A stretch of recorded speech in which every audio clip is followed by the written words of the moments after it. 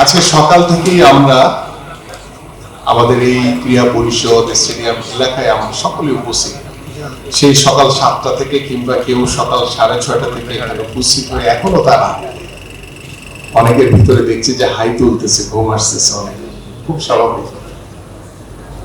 But আপনারা যে ধৈর্য ধরে আপনাদের খেলাধুলার প্রতি যে আপনাদের যে ভালোবাসা, ভালো লাগা, সেটারই বহিঃপ্রকাশ যে আপনারা এখনো এখানে অবস্থান করছেন। এবং আমাদের আজকে এই আলোচনা সভার পর আমাদের জাতীয় ক্রীড়াবিদ যারা রয়েছে তাদেরকে আপনারা সংবর্ধনা জানাবেন, সম্মানিত করবেন। এবং আমাদের সাথে কানেক্ট রয়েছে আমাদের সারা বাংলাদেশের 64টি জেলা প্রশাসক বৃন্দ, আমাদের ইউনোরা রয়েছে, তাদেরকেও আন্তরিকভাবে ধন্যবাদ এবং কৃতজ্ঞতা জানাই যে তারা আজকের এই জেলা লেভেলেও তারা র্যালি করেছে।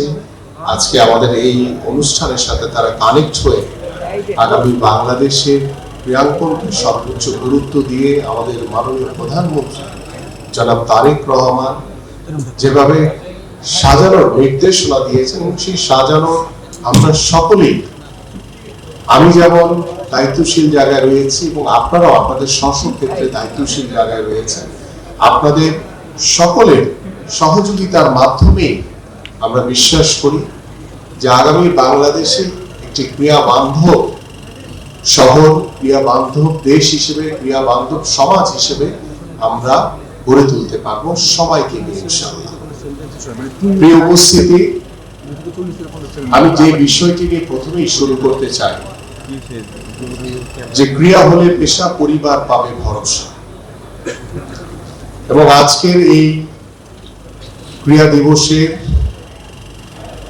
যে প্রতিপাদ্য বিষয়, সেটি আন্তর্জাতিকভাবে এবং দেশীয়ভাবে যে আমরা ক্রীড়াকে একটি সেতু বন্ধনে আবদ্ধ করতে চাই, এবং সেই বন্ধনের মাধ্যমে আমরা সকল বাধা বিপত্তিকে অতিক্রম করে আমরা আমাদের কাঙ্ক্ষিত লক্ষ্যে পৌঁছাতে চাই। আমাদের ফেডারেশনগুলোর দিকে যদি আমরা তাকাই, আমাদের দু একটি ফেডারেশন ছাড়া, লাইক আমি ধরতে পারি ফুটবল কিংবা ক্রিকেট, এর বাহিরে আমাদের প্রত্যেকটি ফেডারেশনের অবস্থা কিন্তু খুব একটা ভালো না, খুবই জরাজীর্ণ অবস্থায়। আমাদের চপল ভাই বলে গেছেন যে আমরা যখন খেলেছি তখন দেখেছি যে আমাদের অফিসিয়ালরা বা সংগঠক যারা রয়েছে তারা ঘরের তার ওয়াইফের গয়না বিক্রি করেও খেলোয়াড়দের পেমেন্ট করেছে। এরকম সংগঠক আমরা দেখেছি, তার নিজের গাড়ি বিক্রি করে খেলোয়াড়দেরকে পেমেন্ট করেছে। এই মানুষগুলো কিন্তু বাংলাদেশের জন্য গর্বের একটি জায়গা। আমরা তাদের প্রতি সম্মান জানাই, তাদের প্রতি, কারণ আমি একটি কথা বিশ্বাস করি, আমরা যখন গুণীদেরকে সম্মান করব তখন সেই দেশে আরো অনেক গুণী জন্ম নেবে, এবং সেই গুণীদেরকে আমরা সবসময় সম্মানিত করতে চাই। এবং আজকে আপনারা যারা সামনে বসে আছেন, মঞ্চে যারা বসে আছেন, তারা বাংলাদেশের আপনারা সবাই গুণী ব্যক্তিত্ব। আমরা আপনাদের, আমার পক্ষ থেকে, আমাদের সরকারের পক্ষ থেকে সবসময় আপনাদের পাশে রয়েছি, আপনাদের পাশে থাকবো ইনশাআল্লাহ। আমি ফেডারেশনগুলোর কথা যেভাবে বলছিলাম যে আমরা চাই, ইতিমধ্যে মাননীয় প্রধানমন্ত্রী আমাকে বেশ কিছু বিষয় নিয়ে নির্দেশনা দিয়েছেন। আমরা চাই যে আমাদের ফেডারেশনগুলোকে স্বাবলম্বী করতে। আমরা ইতিমধ্যে আমাদের আর্থিক প্রতিষ্ঠান ব্যাংকগুলোর সাথে কথা বলেছি, আমাদের কিছু কর্পোরেট হাউসের সাথে কথা বলেছি, এবং ব্যক্তিগতভাবে আমিও আমাদের বিভিন্ন সার্কেলের যারা কর্পোরেট হাউসের কর্ণধার রয়েছে তাদের সাথে কথা বলেছি।